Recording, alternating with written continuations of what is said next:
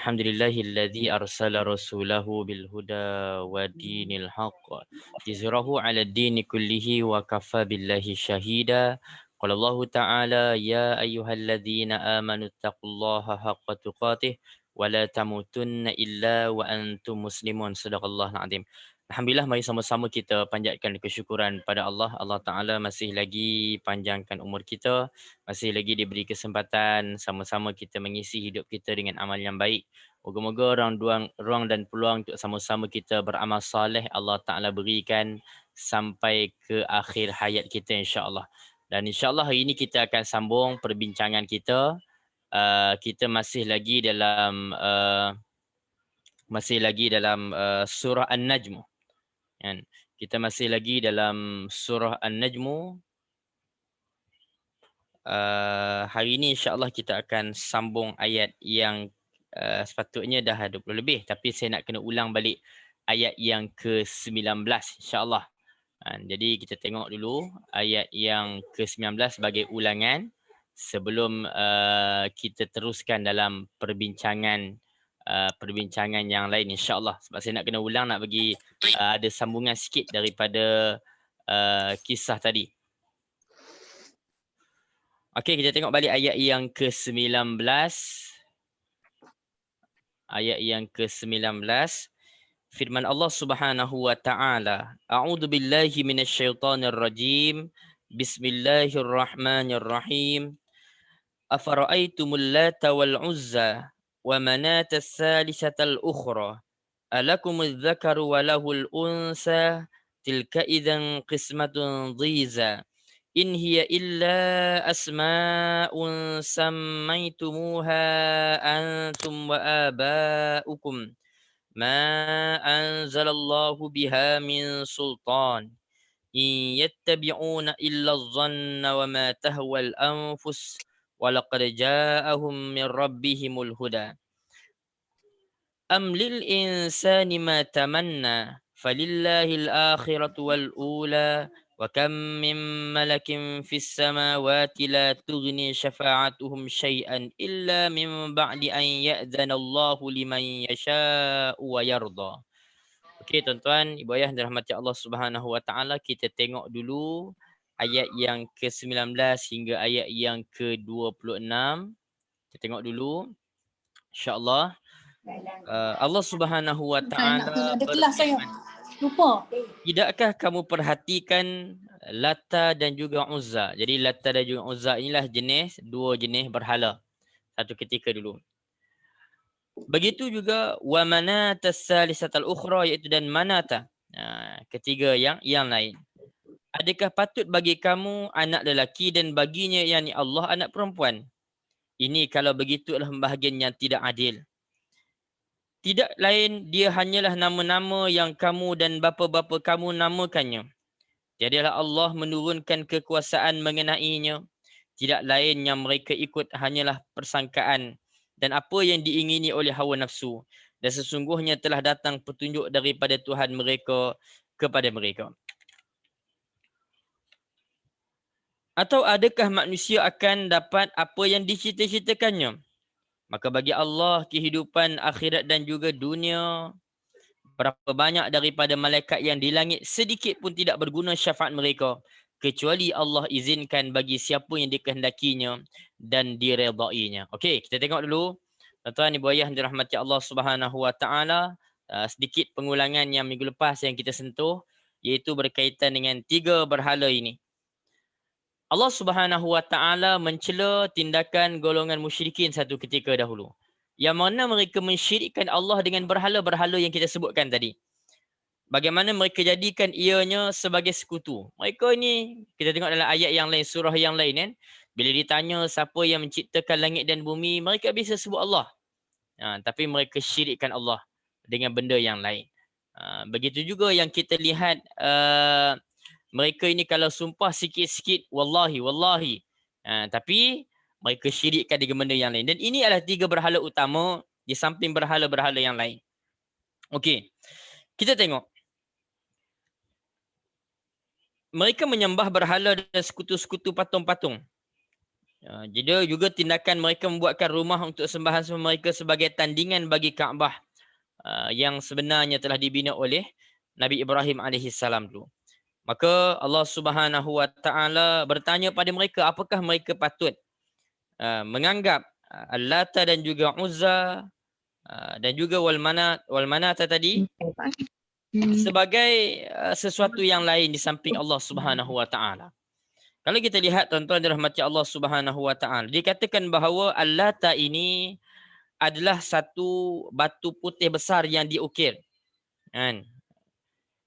Kemudian adalah penjaga-penjaga dia, ada halaman dia, dan ini antara yang sangat diagungkan oleh penduduk Taif. Ini yang kita sebutkan hari itu. Kan?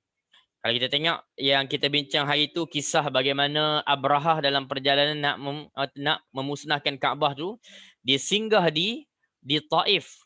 Dan di Taif tu tuan-tuan, apa yang dia buat pada ketika itu, penduduk-penduduk Taif menghidangkan makanan, buat jamuan kepada tentera Abrahah yang datang dengan tentera bergajah tadi. Kan? Hidangkan makanan, bahkan mereka hantar Abu Rigal, seorang penunjuk jalan, nak tunjuk mana jalan nak menuju ke Mekah. Sebab apa? Mereka tak nak tentera Abrahah membinasakan Al-Lata mereka tadi. Jadi tuan-tuan dirahmati Allah Subhanahu wa taala, Al-Lata tadi ialah berhala yang diagungkan terutamanya bagi Bani Saqif, penduduk di Taif. Jadi mereka membanggakan diri dengan Al-Lata atas orang lain daripada bangsa Arab setelah Quraisy. Kata Ibn Jarir, mereka ambil nama Al-Lata itu daripada nama Allah. Al-Lata diambil daripada nama Allah. Kemudian disebut bahawa Al-Lata yang mereka maksudkan adalah pasangan perempuan daripada Allah. Ini mereka benda yang melampau. Mereka mengatakan bahawa Al-Lata itu ialah isteri lah, pasangan bagi Allah. Ini satu kemelampauan apabila mereka meletakkan sesuatu yang tidak kena bagi Allah Subhanahu Wa Taala yang maha agung, maha tinggi. Kemudiannya, namun dalam satu riwayat yang lain, kalau kita tengok daripada Abdullah bin Abbas radhiyallahu anhuma, dalam bahaskan tentang Al-Lata wal Uzza, dia mengatakan Al-Lata adalah seorang lelaki yang menumbuk tepung bagi para jamaah haji. Kok tu pula kan. Ini yang disebut oleh Ibn Abbas. Ibn Jarir mengungkapkan bahawa demikian halnya dengan Al-Uzza yang berasal daripada kata Al-Aziz, iaitu sebuah pohon yang dinaungi bangunan dan tirai daripada daerah Nikhlah yang terletak di antara Mekah dan juga Taif. Di mana orang-orang Quraisy sangat mengagungkannya, sebagaimana yang dikatakan oleh Abu Sufyan pada saat terjadinya perang Uhud. Kami mempunyai Al-Uzza sedangkan kamu tidak. Ini masa perang Uhud. Lalu Nabi SAW jawab. Kan? Nabi kata, Qulu Allahu maulana wala maulakum. Katakanlah Allah adalah pelindung kami dan tidak ada pelindung bagi kamu. Jadi ini nak dikaitkan dengan peristiwa yang berlaku masa perang Uhud dulu. Kemudiannya, bila sebut tentang Lata dan juga Uzza ini, dulu orang-orang Arab biasa bersumpah juga menggunakan nama Al-Lata dan juga Uzza ini. Sehingga kan kadang-kadang ada yang dah masuk Islam terbawa-bawa. Terbawa-bawa. Jadi bila terbawa-bawa itu kita tengok dalam sebuah hadis, Nabi SAW pernah bersabda dalam hadis yang diriwayatkan oleh Abu Hurairah, Man halafa faqala fi halifihi wal-Lati wal-Uzza falyaqul la ilaha illallah. Wa man qala li sahibihi ta'ala uqamirka falyatasaddaq. Okay. Nabi kata barang siapa yang bersumpah lalu dalam sumpahnya dia mengatakan demi Lata dan juga Uzza, maka hendaklah dia mengucapkan la ilaha illallah. Dia kena mengucap balik. Kan? Tidak ada Tuhan yang berhak diibadahi selain Allah. Barang siapa berkata pada temannya, kemarilah mari kita bermain undian, maka hendaklah dia bersedekah. Okey, ini cerita tentang kisah terdahulu yang kadang-kadang tuan-tuan tak sengaja kan dah masuk Islam lama dalam jahiliah kan, terbiasa dengan sumpah menyebut nama Lata dan juga Uzza, maka Nabi peringatkan untuk mengucap kembali. Okey. Kemudian hadis tersebut diarahkan kepada orang yang lidahnya terlanjur mengucapkan sumpah tersebut. Sebagaimana lidah yang mereka yang dah terbiasa dah pada zaman jahiliah. Sebagaimana diriwayatkan oleh An-Nasa'i, Yunus memberitahu daripada ayahnya, Mus'ab bin Sa'ad bin Abi Waqqas memberitahuku daripada ayahnya, dia berkata, Aku pernah bersumpah dengan Al-Latan dan juga Uzza. Lalu para sahabat kata apa? Sungguh buruk apa yang engkau katakan. Engkau telah mengatakan sesuatu yang menyimpang. Kemudian aku mendatangi Rasulullah SAW. Lalu ceritakan hal itu pada Nabi. Jadi sahabat cerita tentang ketelanjuran ni tadi. Maka Nabi kata, Qul, la ilaha illallah wahdahu la syarikalah. Lahul mulk wa lahul hamd. Wa huwa ala kulli syai'in qadir. Wanfus an shimalika salasan wa ta'awwad billahi minasyaitanir rajim summa la ta'ud. Nabi bila sahabat tadi datang cerita pada Nabi SAW tentang ketelanjuran dia, Nabi kata ucapkanlah la ilaha illallah wahdahu la syarikalah lahul mulk wa lahul hamd wa huwa ala kulli syai'in qadir. Kemudian ludah 3 kali ke sebelah kiri dan berlindunglah pada Allah daripada syaitan yang terkutuk. Dan kemudian jangan engkau ulangi lagi. Ini tentang solusi yang diajarkan oleh Nabi SAW. Adapun Manat, tadi Lata dan juga Uzza. Adapun Manat terdapat di Mushallal, daerah Qadi yang terletak di antara Mekah dan juga Madinah. Di mana Bani Khuza'ah, Aus dan juga Khazraj sangat mengagungkannya pada masa jahiliah. Dan mereka mengucapkan talbiah daripada sana ketika nak menunaikan ibadah haji. Okey, daripada sana nak sampai ke depan Kaabah ataupun kita kata sampai ke Mekah semasa musim haji. Tuan-tuan, musim haji datang tuan orang-orang daripada Yasrib. Sebab itu yang bawa kepada kisah perjanjian Aqabah. Okey, perjanjian Aqabah yang pertama, perjanjian Aqabah yang kedua berlaku musim haji. Kan, musim haji. Okey, kemudian cumanya kita kata cara ibadah haji mereka yang bercampur baur lah dengan benda yang tidak sepatutnya. Kemudian disebut bahawa di Jazirah Arab dan lainnya terdapat taurut-taurut yang lain selain ketiga taurut tadi. Berhala tadi. Yang sentiasa diagungkan oleh orang-orang Arab yang sepatutnya mereka mengagungkan Kaabah tapi mereka tidak mengagungkan Kaabah. Walhal kita kata mengagungkan Kaabah itu ada dalam dalilnya. Jadi kenapa disebut 3 ini? Kerana inilah 3 yang paling famous di kalangan berhala-berhala yang disembah oleh mereka. Okey, kemudian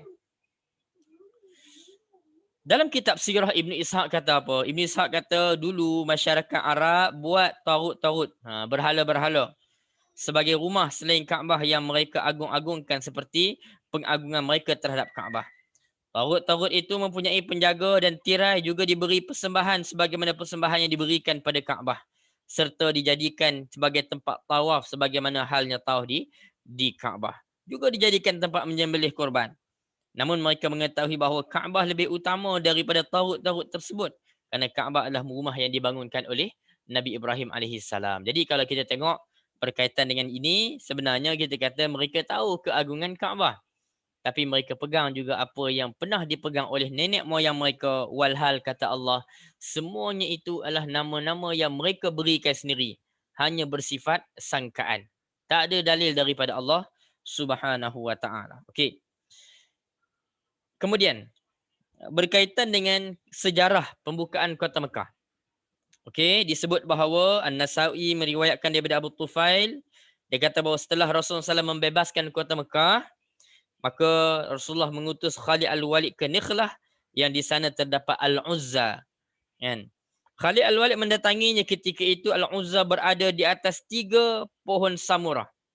Kan? Maka Khalid Al-Walid potong 3 pohon itu dan kemudian menghancurkan rumah terdapat di sana. Setelah itu dia mendatangi Rasulullah SAW. Khalid Al-Walid pun cerita. Kan? Ceritalah tentang apa yang dia dah buat. Tapi Nabi kata kembalilah ke tempat itu sesungguhnya engkau belum berbuat apa-apa. Jadi Khalid Al-Walid pergi balik tempat tadi. Dan dia melihat ketika mana Khalid Al-Walid ini dilihat oleh para penjaga Taurut Al-Uzza, mereka pun cuba buat tipu muslihat. Kan? Mereka berkata, wahai Uzza, maka Khalid pun mendatangi, ternyata ada seorang wanita dalam keadaan telanjang dengan rambut terurai dan menaburkan debu di kepalanya. Maka dia pun langsung menebas leher wanita itu dengan pedang hingga ajal menjemputnya. Jadi kemudian Khalid balik cerita pada Nabi, maka Nabi bersabda itulah Al-Uzza. Ini kita kata macam-macam kekacauan yang dipegang oleh mereka-mereka yang melampau ini. Adapun Al-Lata dimiliki oleh Bani Thaqif tadi di Taif tadi. Yang mana penjaganya di kalangan Bani Mu'tab. Berkaitan dengan Al-Lata ini, Nabi SAW pernah mengutuskan Al-Mughirah bin Syu'bah dan Abu Sufyan, Sakhr bin Harb, agar mendatangi patung Al-Lata, kemudian mereka pun menghancurnya dan menjadikan tapak patung itu sebagai masjid di Taif. Ini cerita tentang Al-Lata yang ada di Taif. Manakala Al-Manat milik suku Aus dan juga Khazraj serta orang-orang yang sefahaman dengan mereka daripada penduduk Yasrib di tepian laut di pinggir daerah Mushallal yang terletak di Qadid. Kemudian Rasulullah SAW mengutus Abu Sufyan juga ke sana dan kemudian menghancurkannya. Walaupun di sana ada pandangan mengatakan Sayyidina Ali bin Abi Talib lah yang menghancurkan Al-Manat tadi. Al-Manat tadi. Okey. Kemudian kita tengok balik. Afara'aitumul Lata wal Uzza, maka apakah patut kamu wahai orang musyrik menganggap Al-Lata dan juga Uzza dan Manat yang ketiga, kan, wa Manat as-salisatul ukhra, dan Manat yang ketiga yang paling terkemudian, ada yang menganggap ianya sebagai anak Allah. Ini yang meletakkan satu benda yang tidak sepatutnya. Okey. Kenapa tidak sepatutnya? Tuan-tuan, bayangkan dalam pegangan orang-orang musyrikin, bagi pegangan orang-orang musyrikin, tuan-tuan, anak perempuan ni hina. Okey? Anak perempuan ni hina.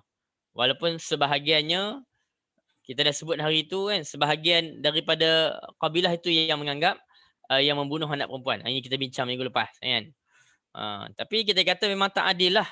Dalam keadaan bagi mereka nak anak lelaki. Anak perempuan mereka bagi sabitkan dengan Allah. Maka ini yang disebut sebagai kezaliman ataupun ketidakpatutan yang mereka lakukan. Mereka meletakkan sesuatu yang tidak sepatutnya. Pembahagian yang tidak adil. Jadi kemudian Allah Subhanahu Wa Taala menjelaskan apakah hakikatnya berhala-berhala yang mereka sembah ini. Iaitu in hiya illa asma'un sammaitumuha antum wa aba'ukum ma anzalallahu biha min sultan in yattabi'una illa adh-dhann wa ma tahwa al-anfus wa laqad ja'ahum min rabbihimul huda. Okey. Kalau kita tengok tuan-tuan dalam ayat ini, Allah Taala menyatakan bahawa sebenarnya Lata ke Uzza ke Manat ke tadi tak lain hanyalah nama-nama yang kamu, yakni merujuk kepada orang-orang musyrikin, kan? Dan bapa-bapa mereka, nenek moyang mereka namakan saja. Tak adalah Allah Ta'ala turunkan kekuasaan mengenainya. Tidak lain yang mereka ikut hanyalah sangkaan. Apa yang diingini oleh hawa nafsu? Sungguh telah datang petunjuk daripada Tuhan mereka kepada mereka. Okey, jadi kita fahamlah sebenarnya mereka ini hanya ikut-ikut sangka-sangkaan. Sebab itu, apabila Nabi SAW menyampaikan dakwah kepada penduduk Mekah, mereka menganggap Nabi ni cuba nak hapuskan pegangan nenek moyang mereka. Walhal sebenarnya mereka pegang daripada nenek moyang mereka benda yang tak pasti pun. Benda yang tak pasti. Hanya ikut-ikutan. Jadi sebab itu bila mereka gagal untuk berhujah, maka mereka akan katakan bahawa Nabi bawa ajaran baru. Nabi cuba menghina nenek moyang mereka, meninggalkan apa yang dipegang oleh nenek moyang mereka. Padahal Allah Ta'ala menjelaskan, menegaskan sebenarnya tak ada pun dalil perintah suruh buat apa yang mereka buat itu. Tapi ia lebih kepada sangkaan dan juga hawa nafsu mereka. Jadi kita kata Allah Subhanahu Wa Taala adalah Tuhan yang tunggal. Adapun berhala-berhala tadi bukanlah Tuhan. Tak boleh bagi manfaat, tidak boleh bagi mudarat. Okey. Kemudian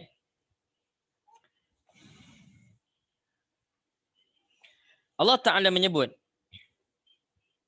atau adakah manusia akan mendapat apa yang dicita-citakannya?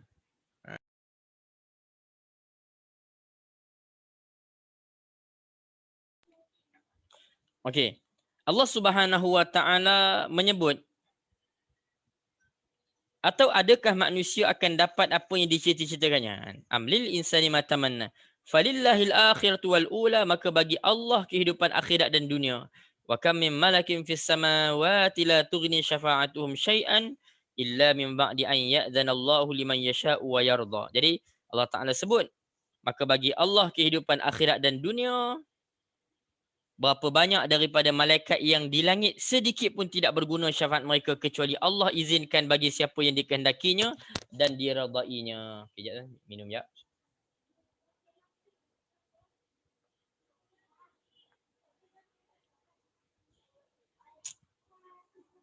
Jadi, kalau kita tengok pada ayat ini, mesej kepada kita bahawa bukan semua benda yang dicita-citakan oleh manusia itu dia akan dapat.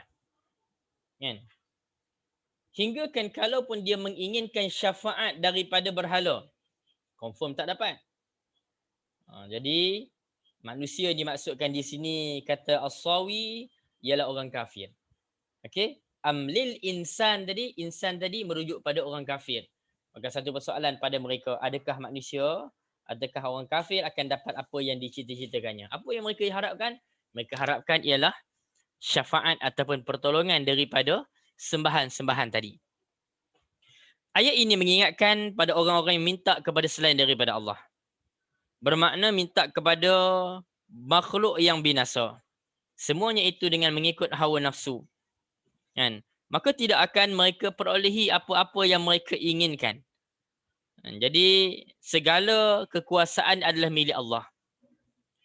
Diberikannya pada siapa yang dikehendakinya. Ataupun ditahan juga daripada siapa yang dikehendakinya.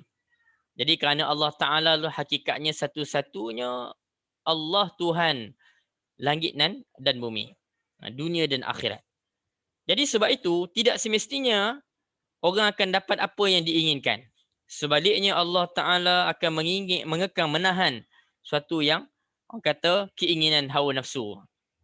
Contohnya kita lihat disebut di sini kan, berapa banyak malaikat-malaikat yang baik-baik memenuhi langit, yang terkenal dengan keunggulan ilmu, kedudukan di antara makhluk, mereka tak dapat memberi syafaat pun pada seseorang pun, melainkan dengan izin Allah. Malaikat yang taat itu, yang baik itu, melaksanakan perintah Allah, tinggal larangan Allah, mereka pun tak boleh bagi syafaat kalau Allah tak izinkan. Jadi kalau malaikat yang baik itu pun tak boleh, lagi-lagilah Lata, Manna, Uzza tadi. Kan? Benda yang telah disyirikkan oleh orang-orang kafir musyrikin satu ketika dahulu. Jadi tuan-tuan dirahmati Allah Subhanahu Wa Taala, dengan arti kata lain, tak ada yang boleh bagi manfaat dan mudarat melainkan Allah. Tidak ada benda yang boleh kita cita-citakan, mimpikan dia akan dapat melainkan dengan izin Allah Subhanahu Wa Taala. Dan Allah Ta'ala maha mengetahui dia akan bagi bila dan apa kepada hamba-hambanya. Okey. Kita tengok lagi tuan-tuan dirahmati Allah Subhanahu Wa Ta'ala. Allah Ta'ala berfirman, Innal ladzina la yu'minuna bil akhirati la yusammuna al malaikata tasmiyatal unsa. Wa ma lahum bihi min ilmin in yattabi'una illa adh-dhann wa inna adh-dhanna la yughni min al-haqqi shay'a. فأعرض عمن تولى عن ذكرنا ولم يرد إلا الحياة الدنيا ذلك مبلغهم من العلم إن ربك هو أعلم بمن ضل عن سبيله وهو أعلم بمن اهتدى. Allah Ta'ala berfirman, sesungguhnya orang-orang yang tidak beriman dengan hari akhirat, sememangnya mereka itu menamakan para malaikat dengan nama perempuan. Dan mereka tidak mempunyai sedikit pun pengetahuan tentang itu. Tidak lain yang mereka ikuti hanyalah sangkaan. Sedangkan sangkaan itu tidak berguna sedikit pun terhadap mereka. Maka berpalinglah engkau, wahai Muhammad, daripada orang-orang yang meninggalkan peringatan kami dan tidak mengingini kecuali kehidupan dunia. Demikianlah kesudahan pengetahuan mereka. Sesungguhnya Tuhanmu, dialah yang lebih tahu, dan orang yang tersesat daripada jalannya tahu akan orang yang tersesat di jalannya, dan dialah yang lebih tahu akan orang yang mendapat petunjuk. Okey, kita tengok sikit. Tuan-tuan dirahmati Allah Subhanahu Wa Taala. Ayat-ayat ini mengingatkan Nabi sallallahu alaihi wasallam jangan hiraukan orang-orang musyrikin Mekah ni. Jangan hiraukan orang-orang musyrik yang membenci benda-benda berkaitan dengan keimanan, benci Al-Quran, benci Nabi sallallahu alaihi wasallam. Jadi jangan hiraukan mereka.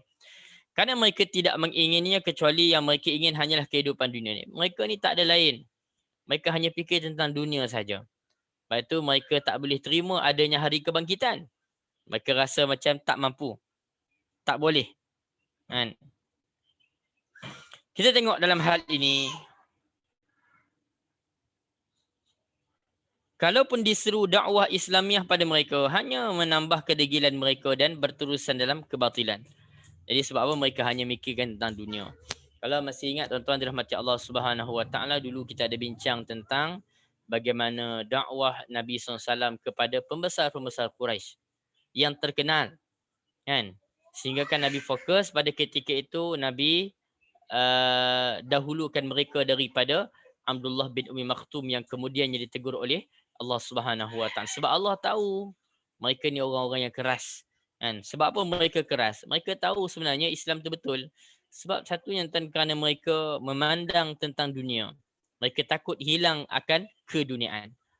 Macam juga kita bincang hari itu tentang seorang penyair, orang yang sastrawan pada zaman jahiliah dulu, yang bila dia dengar Quran, dia yakin Quran ni bukan ciptaan manusia.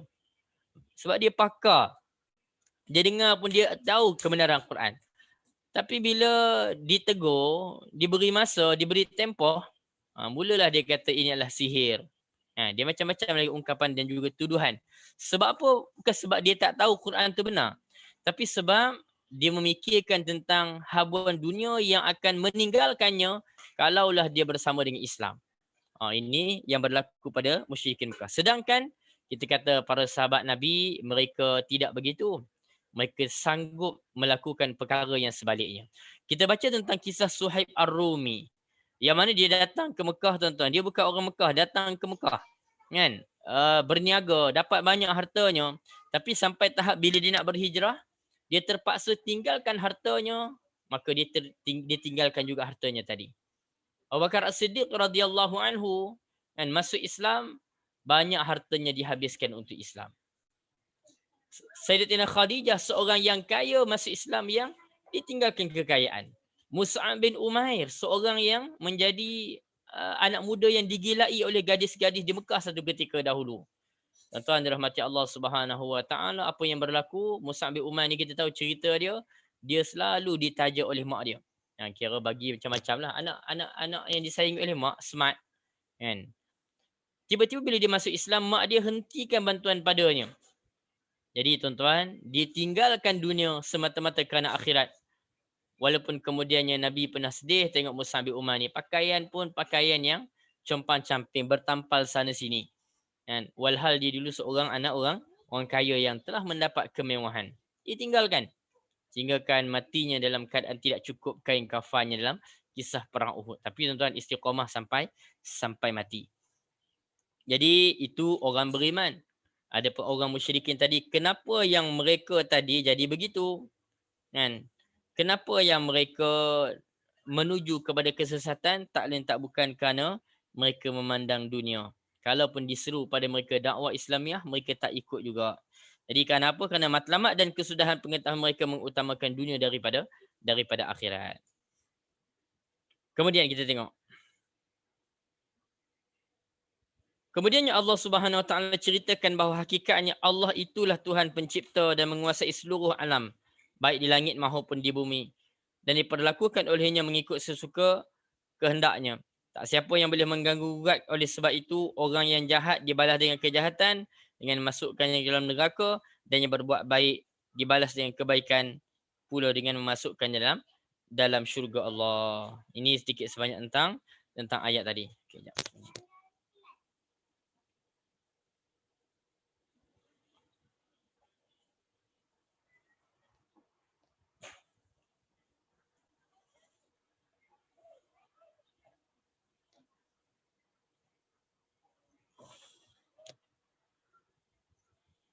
kemudiannya Allah Subhanahu Wa Taala menyebut, walillahi ma fis samawati wa ma fil ard liyajziyal ladzina asa'u bima 'amilu wa yajziyal ladzina ahsanu bil husna.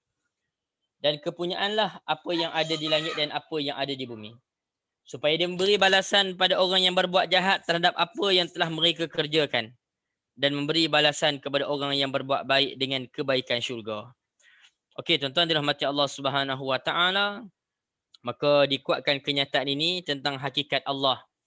Siapakah Allah? Allah yang menjadi pemilik langit dan bumi, dan Allah Ta'ala itu maha adil akan membalas balasan kepada hamba-Nya, yang buat baik dibalas baik, yang buat jahat dibalas jahat. Okey. Semalam kebetulan ada 2 hari lepas ada tadabbur tentang penghujung surah Al-Baqarah, 3 ayat terakhir tu. Lillahi ma fis samawati wa ma fil ard wa in tubdu ma fi anfusikum aw tukhfu yuhasibkum bihillah. Okey. Dalam ayat itu Allah Ta'ala menceritakan bahawa Allah Ta'ala akan membalas.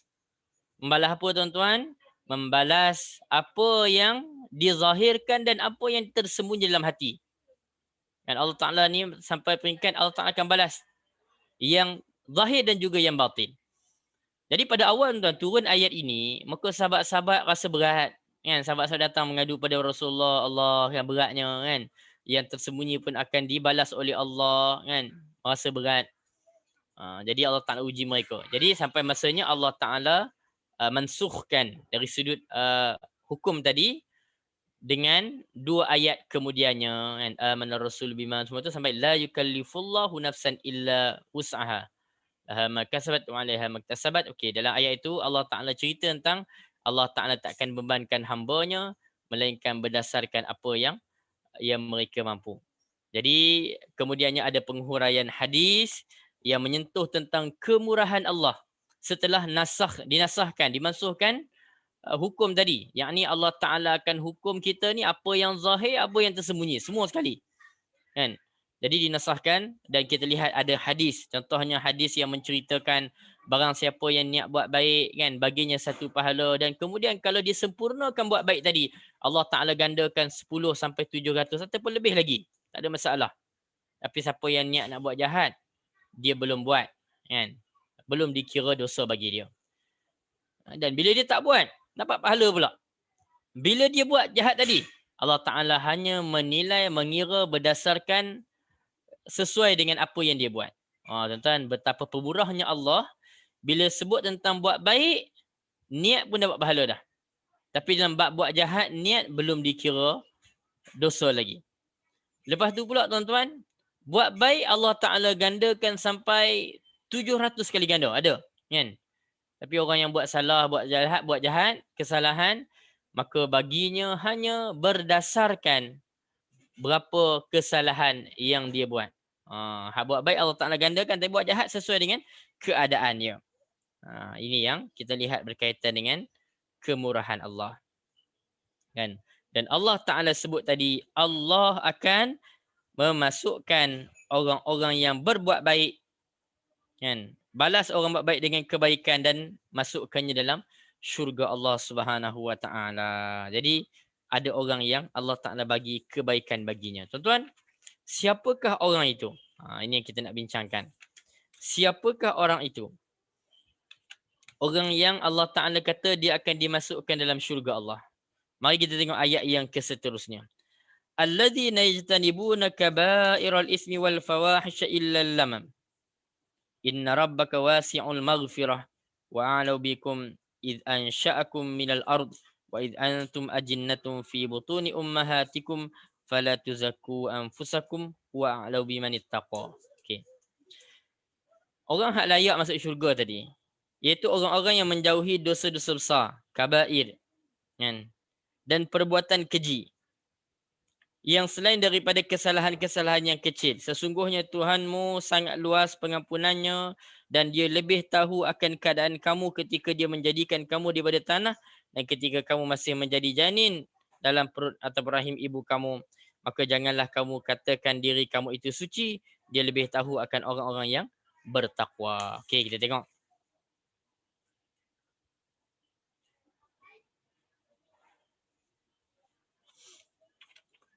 Allah Ta'ala menggambarkan sifat-sifat orang bertakwa di sini.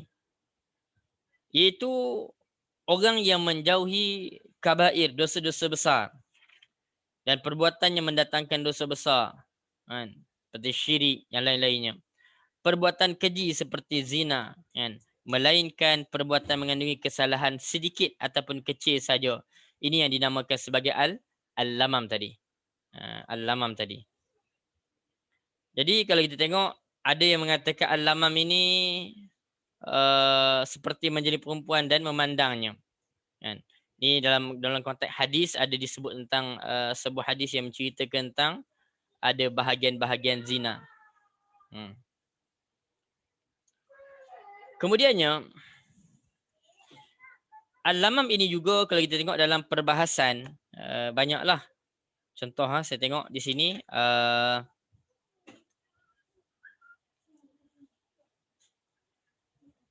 ada pengecualian iaitu dosa-dosa kecil ataupun amal-amal yang tidak terpuji. Maksudnya tuan, orang yang baik yang tak buat dosa-dosa besar kecuali ialah tak lari dari kesalahan kan. Kesalahan tu ada masih lagi berpeluang untuk masuk dalam syurga Allah Subhanahu Wa Taala. Dalam perbahasan tentang al-lamam ini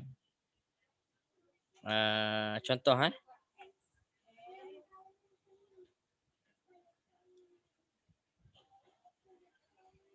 panjang sikit hadis ni. Okey, saya ambil yang sedikit.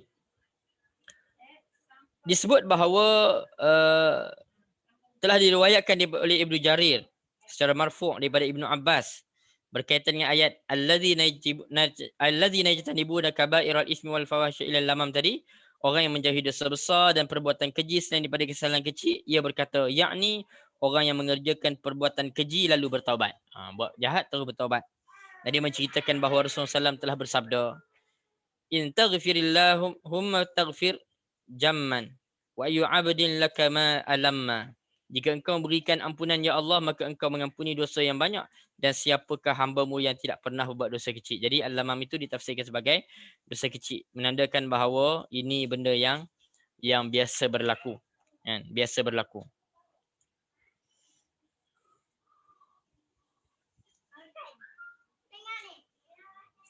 Kata Ibnu Abbas lagi berkaitan dengan al-lamam tadi. Dia kata segala dosa yang berstatus antara dua hukum, hak dunia, hukum dunia dan hukum akhirat yang dapat dihapuskan oleh solat, maka ia termasuk dalam al-lamam. Itu dosa-dosa yang statusnya di bawah setiap dosa yang mewajibkan adanya hukum had. Adapun had dunia adalah setiap hukuman yang oleh Allah berikan di dunia, sedangkan had akhirat adalah setiap dosa oleh Allah diakhiri dengan ancaman api neraka dan ditangguhkan hukumannya di akhirat. Jadi nak ceritanya tuan-tuan, ada yang kaitkan tentang dari sudut kedudukan dosa bagi al-lamam ni, ada yang mengatakan al-lamam ni pula ialah orang yang buat salah dan terus bertaubat pada Allah Subhanahu Wa Taala.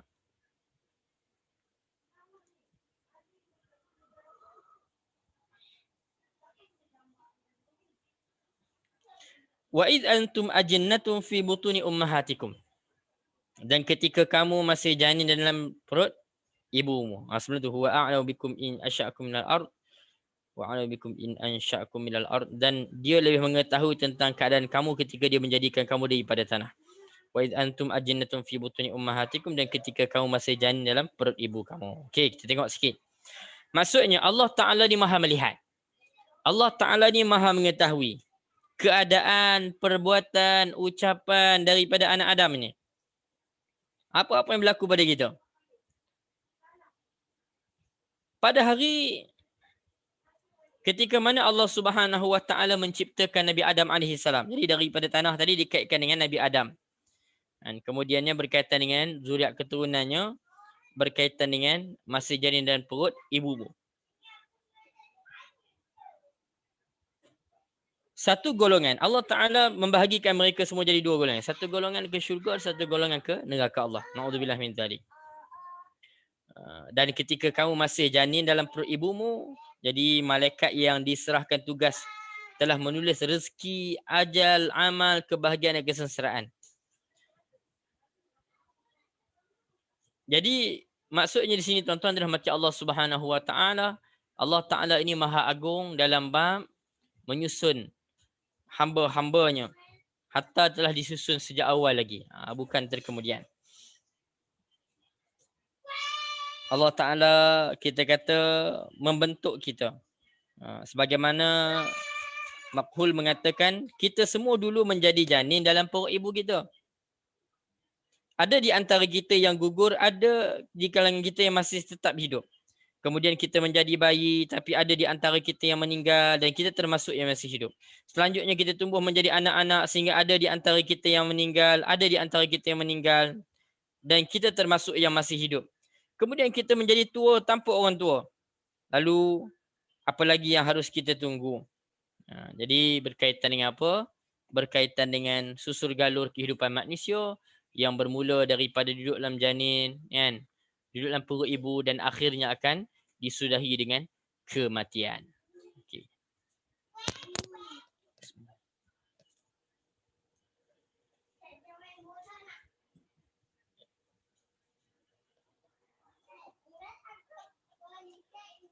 Sebelum kita pergi sambung lagi, ada sedikit penghuraian berkaitan dengan kabair ini. Kan? Disebut tentang dosa besar, panjang ceritanya. Kan?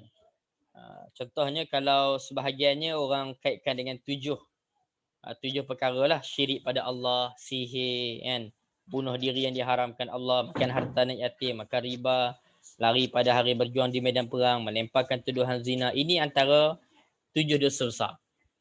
Dan tuan-tuan, bila sebut tentang dosa besar ni, ada satu buku kan yang dikarang oleh Imam Az-Zahabi, Kabair, tentang dosa-dosa besar. Sehingga kan ada buku pula disebut tentang 76 dosa besar. Karangan Imam Az-Zahabi. Jadi panjang lagi berkaitan dengan dosa besar ni. Termasuklah dia kata ada dosa besar yang dipandang remeh. Apa contoh? Contoh tuan-tuan. Dosa besar yang dipandang remeh.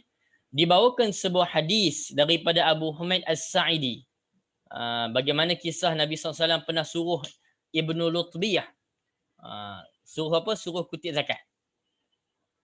Jadi bila kutip zakat, dia dah selesai tugas dia datang berjumpa dengan Nabi. Wahai Rasulullah, ini zakat untuk kamu dan ini hadiah untuk aku. Dia bahagi-bahagikan, ini zakat yang Nabi suruh dia kutip. Hak ni dikata hadiah untuk aku. Lalu Nabi tuan dengan tegas, merah muka Nabi berkhutbah, Nabi tegur tentang hal ini. Apakah wajar seorang amil yang Nabi SAW lantik dia untuk buat untuk kutip zakat, tiba-tiba dia datang cerita tentang ada hadiah untuk dia. Ini cerita tentang apa? Amil tak boleh ambil hadiah. Amil tak boleh ambil hadiah. Macam mana tuan? Macam contoh mudah bulan Ramadan ni. Bulan Ramadan kita pergi bayar zakat fitrah kan. Jadi pergi jumpa dengan amil, berapa orang? Kira-kira 7 orang kita kata. 7 kali 7, 49. Kita bagi 50. 50. Kita kata apa? Tak apalah. Lebih ni kira hadiah. Ini berlaku dalam masyarakat kita. Berlaku, selalu berlaku. Jadi sebenarnya tak boleh. Tak boleh bagi hadiah pada amil. Walaupun tuan nampak macam muka kesiannya tuan. Letih puasa. Orang lain puasa juga. Dan amil ini dia ada dah. Kita kata dia dah ada dah persen untuk dia. Ada dah kira dah. Jadi jangan. Sebab itu kalau tuan-tuan perasan kalau di Masjid Hasanah, apa yang kita buat tuan-tuan, dekat dengan amil tu ada tabung. Tak kira lah tabung kebajikan ke, tabung itu ini. Biasa tuan kalau bagi pada amil, hal lebih tu amil kita tu masuk dalam tabung yang disediakan. Jadi tidak boleh bagi hadiah untuk amil. Ini termasuk yang kata Imam Az-Zahabi, termasuk dalam kategori dosa besar yang dipandang remeh. Na'udzubillah min zalik. Nampak walaupun macam niat dia baik, tapi salah. Tak boleh. Jadi kita jangan buatlah. Kalau dah buat sebelum ni, kita berhentilah insyaAllah. Kemudian, Inna rabbaka wasi'ul maghfirah. Ini yang ayat tadi menceritakan tentang bagaimana Allah Subhanahu Wa Taala hakikatnya Maha Pengampun. Allah Ta'ala Maha luas rahmatnya, Maha Pengampun.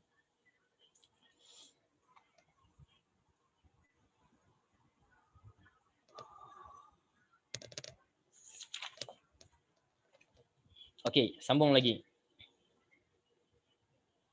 Allah Subhanahu Wa Taala menyebut wa'alau bikum in ansha'akum minal ard id antum ajnatun fi butni ummahatikum. Ayat tadi, sebelum kamu dijadikan, Allah telah lebih mengetahui hal ehwal kamu daripada awal-awal lagi, iaitu daripada semenjak Nabi Adam dijadikan daripada tanah.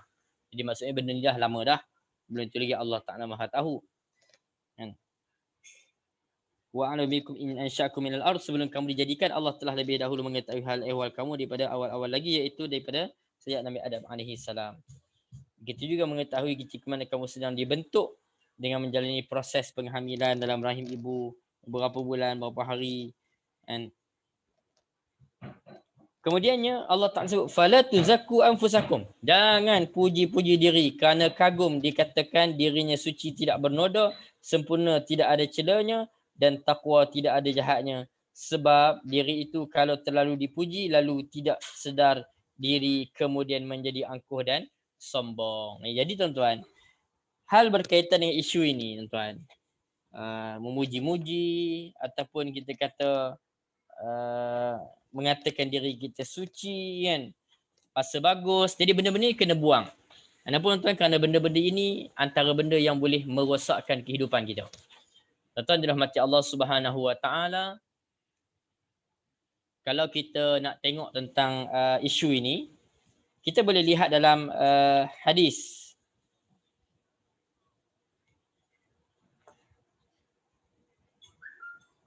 Hadis bukan kata tak boleh puji diri, kan? Kita pun nak kata nak kena berhati-hati dalam bab puji orang lain. Sebab tu dikatakan apa, kita ni puji Allah berkali-kali, puji manusia berhati-hati, puji diri jangan sekali. Jangan sekali-kali puji diri sendiri, sebab benda tadi boleh membinasakan. Bayangkan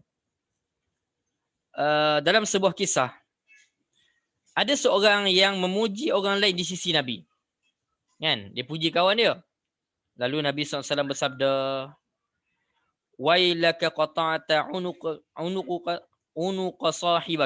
sahibika miraran idza kana ahadukum madihan sahibahu la mahalata falyaqul ahsibu fulana wallahu hasibuhu wala uzakki 'ala Allahi ahada ahsibuhu kadza wa kadza in kana ya'lamu dzalik. Okey. Nabi bila dengar seorang kawan ni puji kawan dia, Nabi kata apa? Celaka engkau. Engkau telah memenggal leher temanmu berkali-kali. Jika salah seorang di antara kamu harus memuji temannya, maka hendaklah dia mengatakan, aku hanya mengira tentang si fulan, Allah lah yang mengetahuinya dengan sebenarnya. Dan aku tidak menganggap seorang terpuji dengan mendahului Allah. Aku kira dia begini dan begitu. Jika dia mengetahui orang itu, memang demikian. Okay, jadi dengan arti kata lain, Nabi gambarkan orang yang memuji kawan yang melampau tadi, dia akan sebenarnya membinasakan kawan dia. Puji orang ni ibarat apa tu? Jack lah, Jack kan? Jack. Orang kata Jack kereta ni pada-pada lah. Tuan-tuan pernah Jack kereta? Kita kata Jack kereta ni pada-pada. Kan? Nak tukar tayar je. Kan? Nak tukar tayar. Jadi Jack tak perlu tinggi-tinggi. Jack berpada-pada. Kan? Jangan Jack telajak terbalik kereta. Istilahnya kan? Jet telajak tu yang terbalik kereta. Jet telajak tu yang menyebabkan ada orang-orang yang akhirnya tenggelam dengan pujian. Dia seronoklah sekali, dia jadi makin rosak. Jangan rosakkan orang dengan pujian-pujian. Lagi-lagi kadang-kadang pujian yang tak ikhlas. Kita ada niat di sebalik pujian. Na'udzubillah min zalik.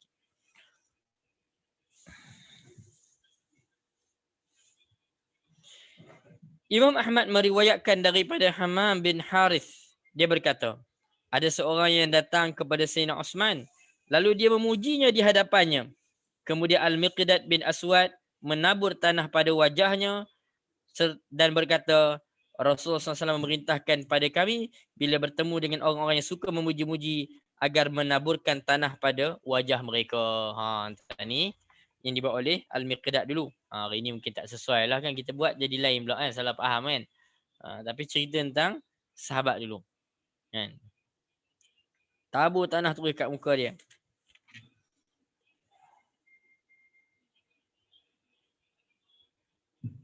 Okey.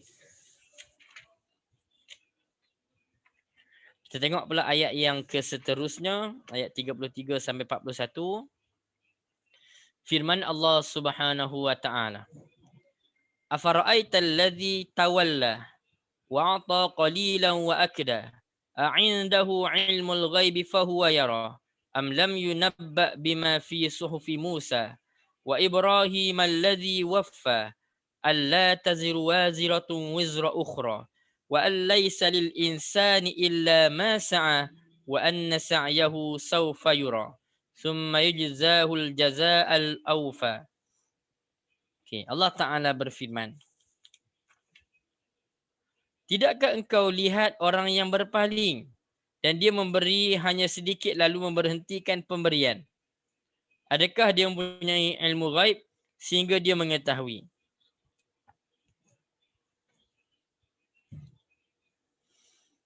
Atau tidakkah diberitakan kepadanya apa yang ada di dalam lembaran-lembaran Musa wa Ibrahim allazi waffa, dan lembaran Ibrahim yang menunaikan janji?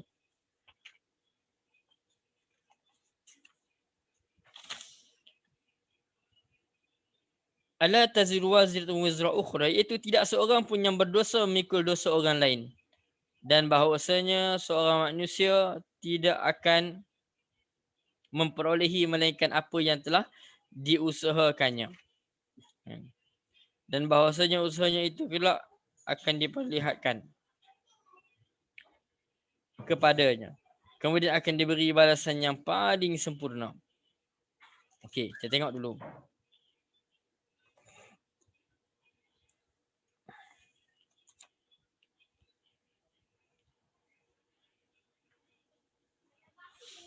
Okey, sebab turun ayat ini.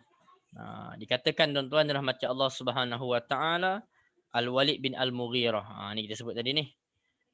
Al-Walid bin Al-Mughirah duduk dengar bacaan Nabi dan nasihatnya sehingga lunak hatinya hampir masuk Islam. Sedangkan Nabi memang sukalah, Nabi menginginnya. Tetapi ada seorang daripada kaum musyrikin mencelanya dengan berkata, engkau nak meninggalkan agama nenek moyangmu? Kembalilah kepada agamamu dan tetaplah engkau di dalamnya. Jadi Al-Walid kata, aku takut siksaan Allah. Kata orang itu pula, aku akan menanggung segala sesuatu yang kau takuti di akhirat. Tapi dengan syarat engkau berikan padaku sedikit daripada hartamu. Al-Walid pun setuju. Dan dia kembali kafir seperti bermula dan tidak menjadi masuk Islam, malah semakin jauh tersesatnya. Lalu dia memberikan wang kepada orang itu dan tidak lama kemudian telah menahannya, yakni dorong oleh perasaan bakhil lah. Okay.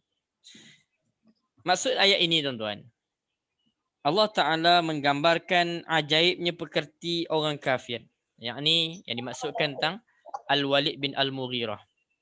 Kan? Dalam keadaan dia ni, Al-Walid bin Al-Mughirah ni tuan-tuan, dia ni macam kita sebut tadi, dia pandai sastra. Dia dengar Quran, dia akui Quran dia benar pada asalnya. Tapi bila dengar hasutan balik kaum dia, dia jadi pening balik.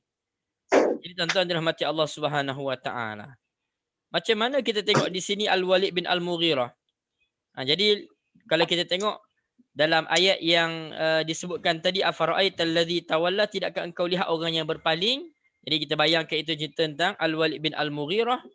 Jadi perintah Allah pada Nabi, lihatlah wahai Muhammad, si kafir yang berdosa itu telah berpaling daripada beriman dan tidak menurut petunjuk Rasul. Dia hampir saja beriman, tapi telah dicela, dipujuk oleh syaitan bangsa manusia agar tidak usah mendengar nasihatnya. Sebaliknya hendaklah tetap saja dalam agama nenek moyangnya. Dan syaitan itu pula sanggup menanggung dosanya asal sahaja dia diberi wang sedikit sebagai upahnya. Dan apa yang berlaku, Al-Walid bin Al-Mughirah itu setuju dan bagi wang hanya sedikit. Kemudian hentikan pemberiannya didorong oleh sifat bakhilnya. Jadi tengok ada beberapa penyakit buruk di sinilah. Jadi yang pertama tadi, dia macam nak beriman tapi akhirnya berpaling. Kan? Kerana hasutan daripada kawan dia. Lepas tu kawan dia bagi tahu pula, kan, aku sanggup tanggung dosa kamu. Kan? Dengan syarat bagilah sedikit wang dekat dia. Dan dia bagi. Cuma yang kemudiannya dia berhenti pemberian tadi sebab apa? Sebab bakhil. Jadi Allah Ta'ala sebut, adakah dia mempunyai pengetahuan tentang ilmu ghaib berupa wahyu sampai dia boleh tahu bahawa kawannya itu boleh pikul dosa dia? Ini yang dimaksudkan. Kan? Ataukah dia atau tidakkah diberitakan kepadanya apa yang ada di dalam lembaran Musa dan lembaran Ibrahim yang menunaikan janji? Jadi kalau kita tengok dalam hal ini, Allah Subhanahu Wa Taala menyebut, yakni Allah Ta'ala menolak kemungkinan itu dan menguatkan keterangannya dengan adanya syariat Nabi Musa dan Nabi Ibrahim yang telah terkenal, iaitu tidakkah orang-orang musyrik itu mendengar berita tentang syariat Nabi Musa dalam lembaran kitab Taurat dan juga lembaran kitab Nabi Ibrahim, yang janji untuk mentaati Allah dan menyampaikan perutusan dengan sempurna. Okey, jadi Allah Ta'ala tanya, tanya ni sebagai satu, kita kata, penentangan terhadap yang dipegang oleh mereka-mereka yang kufur tadi. Berkaitan dengan Nabi Ibrahim, ayatnya wa idzi batala Ibrahim rabbuhu bi kalimatin fa atammahun qala inni ja'iluka lin-nasi imama. Ini ayat yang terdapat dalam surah surah Al-Baqarah, kan. Di mana dalam ayat itu Allah Ta'ala sebut, ingatlah ketika Ibrahim dicuba, diuji Tuhannya dengan beberapa kalimah, perintah dan tegahan. Maka disempurnakan semuanya itu yang diikuti. Berkatalah Allah, sesungguhnya aku jadikan engkau wahai Ibrahim menjadi teman yang ikutan bagi sekalian manusia. Okey. Kata Ibnu Abbas, Nabi Ibrahim ni memang dikenali. Yang dikenali oleh orang ramai. Jadi Nabi Ibrahim yang dikenali itu takkanlah orang musyrik mendengar berita tentang syariat Nabi Musa dalam lembaran kitab Taurat dan juga syariat Nabi Ibrahim yang menunaikan janji untuk mentaati Allah dan menyampaikan perutusan dengan sempurna. Jadi mereka tak pernah dengar ke ataupun tak diberitakan ke bagaimana keadaan nabi-nabi ini, kehebatan mereka. Kata Ibnu Abbas, Nabi Ibrahim telah menunaikan janji 30 bahagian dalam agama Islam. Tak ada orang yang dapat menunaikannya semuanya melainkan dia. Di antaranya 10 saham disebutkan dalam surah Al-Baqarah ayat 111. Ni kena tengoklah.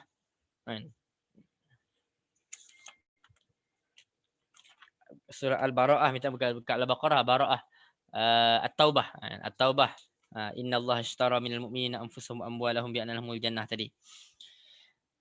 10 saham ada disebut dalam suratul Ahzab. Antaranya yang 6 saham dalam 10 saham tadi dalam surah Ahzab ayat 35. Innal muslimin wal muslimat tu. Yang 6 saham dalam surah Al-Mu'minun ayat 1 hingga 9.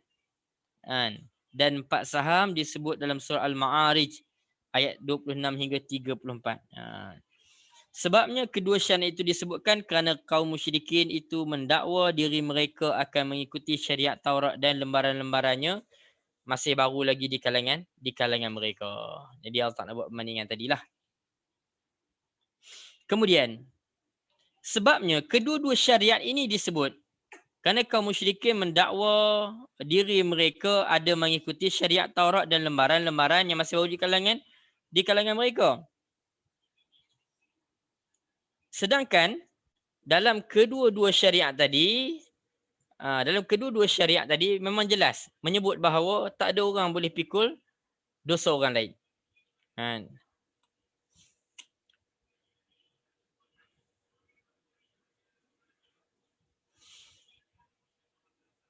Kemudian Allah Ta'ala menjelaskan apa yang dia wahyukan dalam lembaran Musa dan dengan lembaran Ibrahim. Saya sebut tadilah.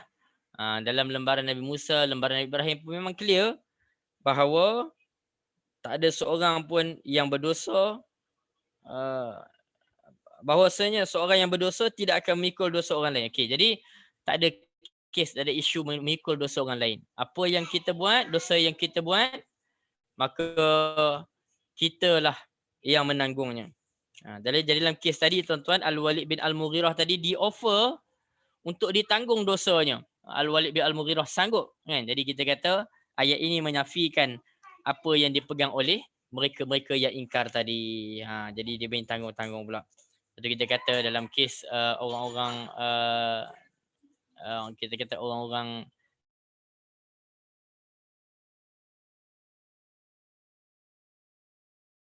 Nasrani, orang Kristian, ada upacara dosa warisan dan sebagainya. Wa laisa lil insani illa ma sa'a, dan bahawasanya seorang manusia tidak memperolehi selain apa yang diusahakannya.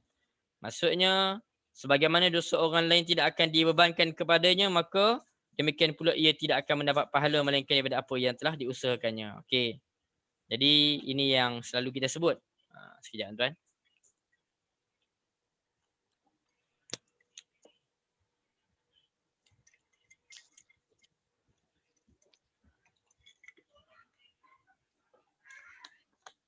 Okey. Sebab itu kita selalu diperingatkan. Kadang-kadang masa tazkirah, kematian dan sebagainya contoh kan. Antaranya hadis yang kita sedia maklum.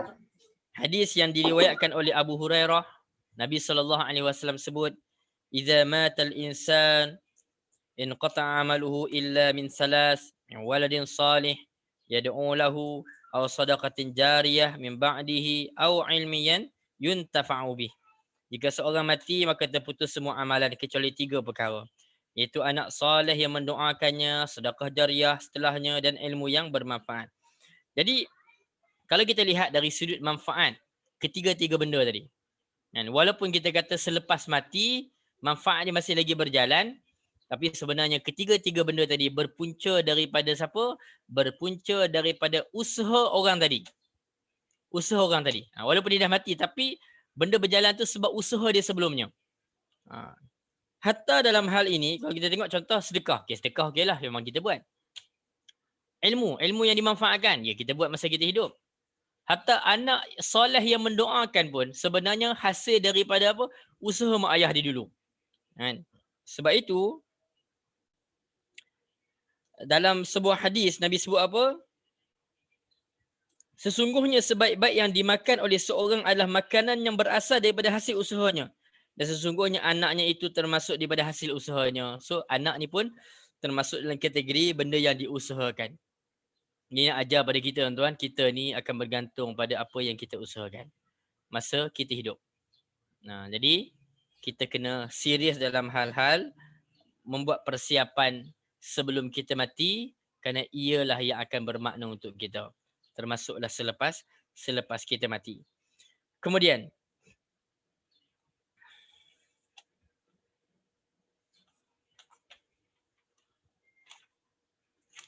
sikit ni tuan. Wa anna sa'yahu sawfa yura yan summa jazahul jazaul aufa. Okey. Bahwasanya usahanya itu kelak akan diperlihatkan kepadanya. Kemudian akan diberi balasan yang paling sempurna. Okey. Tuan dirahmati Allah Subhanahu wa taala. Yang dimaksudkan di sini amalan tiap-tiap seorang akan dipamerkan di akhirat dan dapat dilihatnya di atas neraca. Inilah merupakan kegembiraan bagi orang beriman.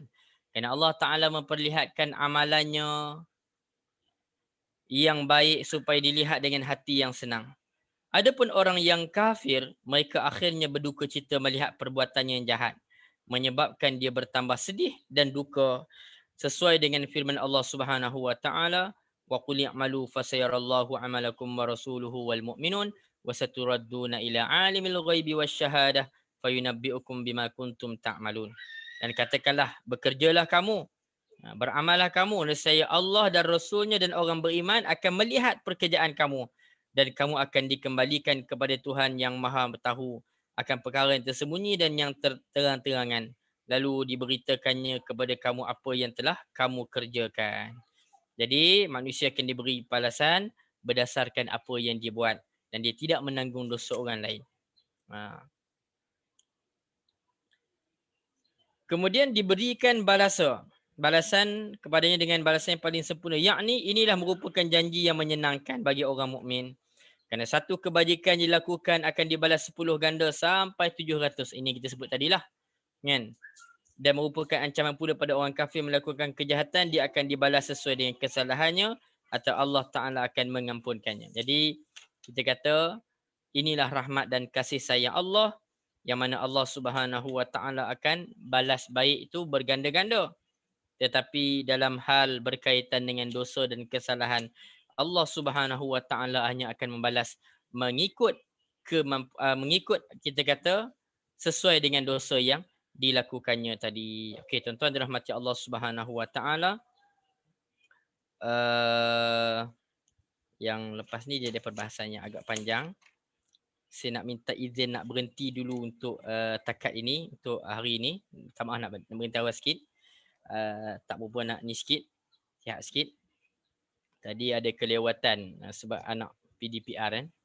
Jadi berebut dengan anak tu biasalah. Jadi tuan-tuan dirahmati Allah Subhanahu Wa Taala, jom kita simpulkan apa yang kita bincang hari ini. Kita tengok balik daripada ayat 19 yang kita bincang tadi, cerita tentang bagaimana keadaan orang-orang musyrikin Mekah. Banyak tentang keadaan musyrikin Mekah. Daripada mereka pegangan mereka yang rosak akidah tadi, yang berpegang kepada Lata dan juga Uzza, kan? Mereka pun bersumpah dengan Lata dan juga Uzza. Begitu juga dengan Manat, dan juga sebenarnya hakikat apa yang mereka pegang adalah bersifat sangkaan. Mereka hanya ambil tiru sebiji-sebiji daripada nenek moyang mereka dalam keadaan mereka tak tahu pun hakikat kenapa mereka buat perkara demikian. Dan juga kita lihat bagaimana keadaan kerasnya hati mereka, tak lain dan tak bukan ialah kerana mereka hanya memikirkan tentang persoalan dunia. Mereka tak nak fikir tentang akhirat. Dan hakikatnya, kalaupun malaikat-malaikat yang baik, yang taat pada Allah pun tak boleh bagi syafaat kalau bukan dengan izin Allah, kita kata apatah lagi berhala-berhala yang mereka sembah, pasti dan pasti tak boleh nak bagi manfaat dan juga mudarat kepada mereka, termasuklah di hari akhirat. Kemudian tuan-tuan dirahmati Allah Subhanahu Wa Taala, apa yang kita bincangkan tadi ialah tentang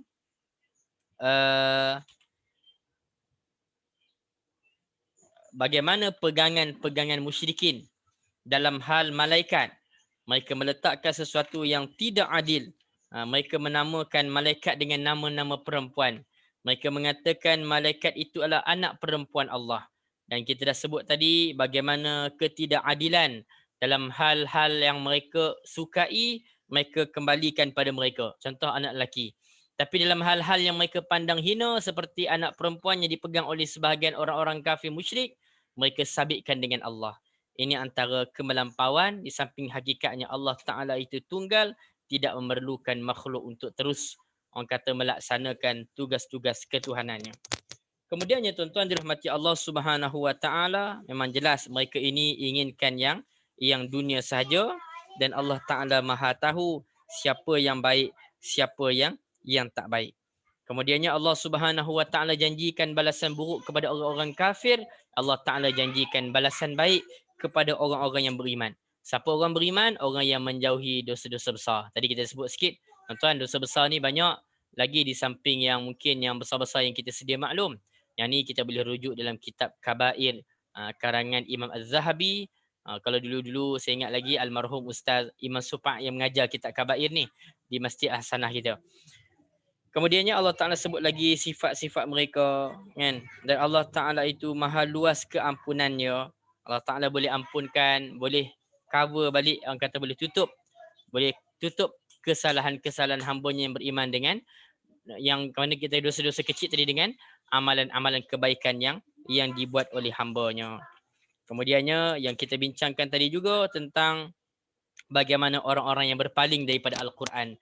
Termasuk dalam kisah Al-Walid bin Al-Mughirah, walhal dia tahu sebenarnya Quran tu benar, tapi dia boleh ubah statementnya kemudian semata-mata kerana terpengaruh dengan hasutan daripada musyrikin Mekah, termasuklah juga dengan orang yang cuba menjanjikan kepadanya janji-janji sanggup nak tanggung dosa. Tuan, hakikatnya tak boleh tanggung dosa orang lain.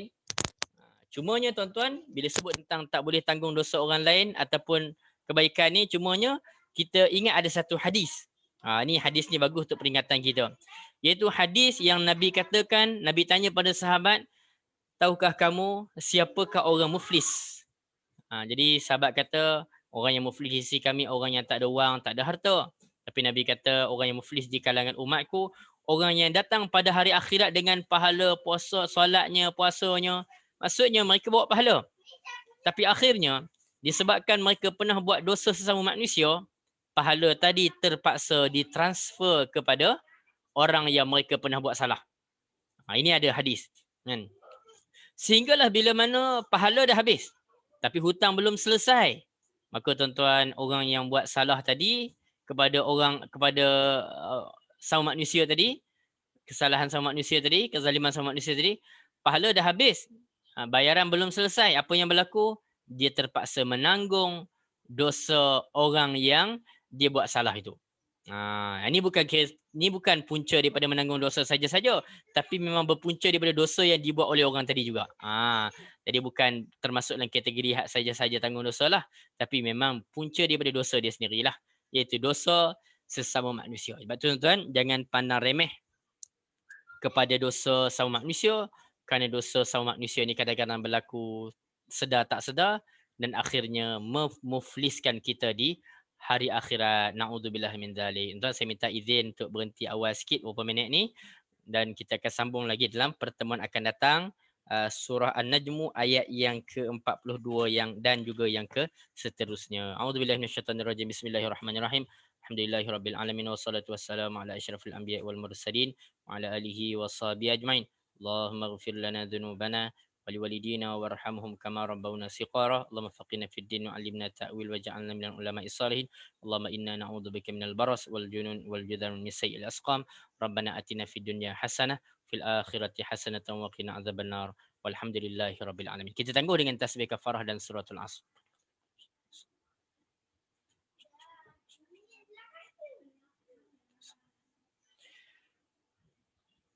Assalamualaikum warahmatullahi wabarakatuh.